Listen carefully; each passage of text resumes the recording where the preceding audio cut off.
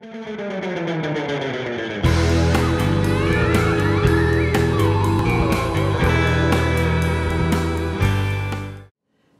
everyone. I hope all you haunters had a great Halloween season.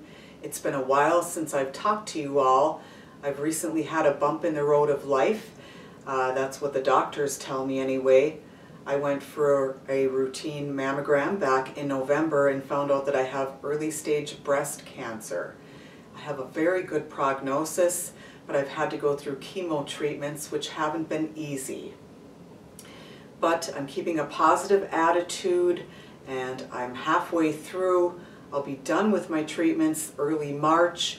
We do have plans to go to Transworld this year. We've got our hotel reservations made.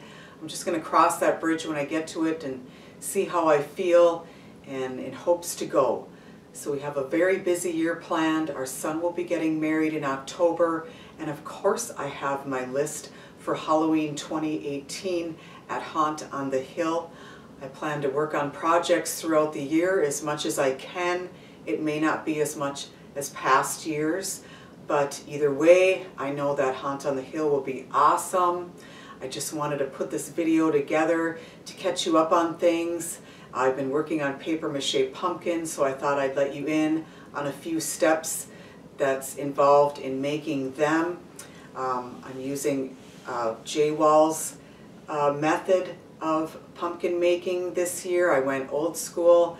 I'll have the link in the description below for his tutorials that show you from start to finish how to make one. I'm just hoping to get the juices flowing and inspire someone to start their own Halloween project. So yes, we had a great Halloween season, our best yet. So much fun in our own backyard. Pat was Patty Cakes the Clown and he stole the show. If you haven't checked out my Halloween 2017 video yet, please do. I put a lot of work into it. I'm really proud of it. There was some foggy mornings. I was out there at 6:30 in the morning with all the lights on, trying to get just the right light for whatever scene I was working on at the time. So I'll have the link in the description below for the Halloween video. Just sitting here with one of my favorite Christmas presents this year. It's a Nevermore doll from Pumpkin Pulp, the jack-o'-lantern. I'm really excited to have her and incorporate her into the haunt this year. So yes, I hope you enjoy this video. I hope to inspire, and I'll talk to you soon.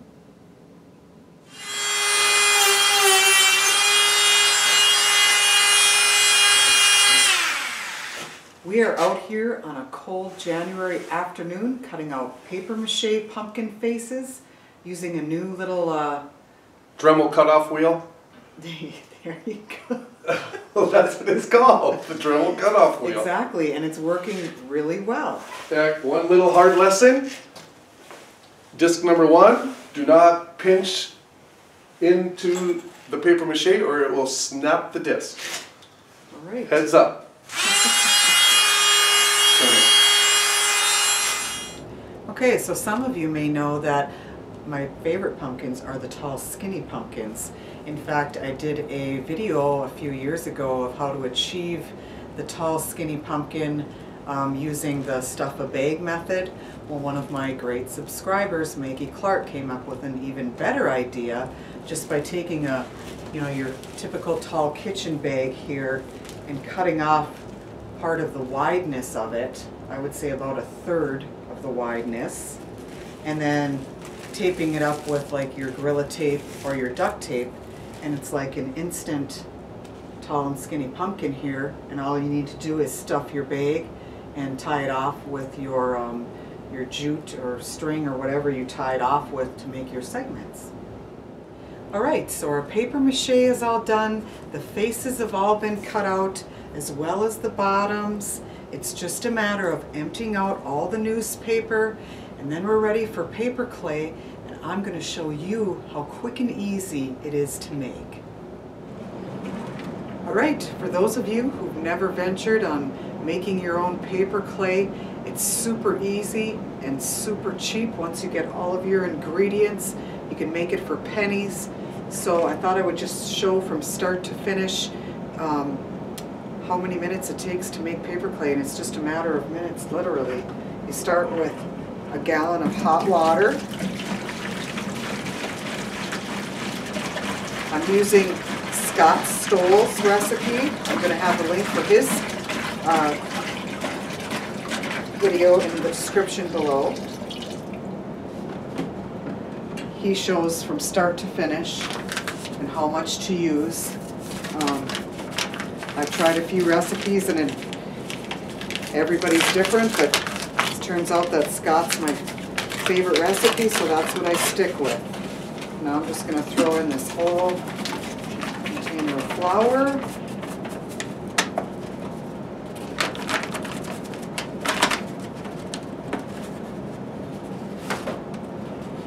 A little bit of Mr. Clean for scent.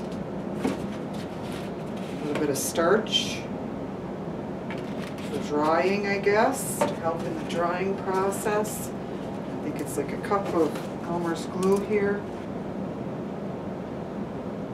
It's just kind of a guesstimate kind of thing.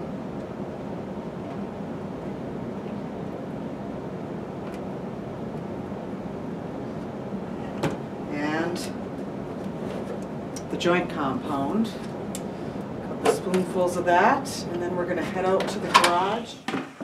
Okay, now that I've got all that mixed up, the only thing left to add is this paper insulation. I'm just going to keep adding it until it gets to be the consistency that I want.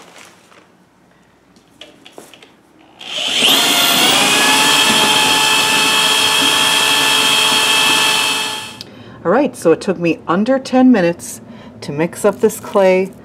Got a nice consistency of paper clay now, enough to put plenty of detail in. Give this jack-o'-lantern the personality he needs. I'm just going to add about a 1/4 of an inch of thickness all around this whole pumpkin, stem and all. Maybe a little thicker around the eyes. So yes, I'm just going to continue, and in my next video I'll have these 3 pumpkins finished and I'll be on to my next project. So Lydia and I are having a Halloween crafting night here. She came up with a really good idea for one of my Christmas presents this year, and we're just putting it together now, and I'll let her tell you a little bit of what we're up to. Okay, so I was inspired by Halloween Happy for one of Mom's Christmas presents. We got just a plain Jane planner from the dollar store and decided to deck it out. I bought some decorative paper, some Halloween stickers and embellishments. Decorated the front. Isn't it cute? And the back. Just adorable. I just love it.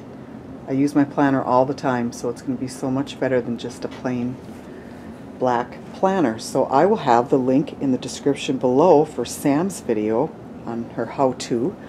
And yeah, we're just going to continue on this cold night.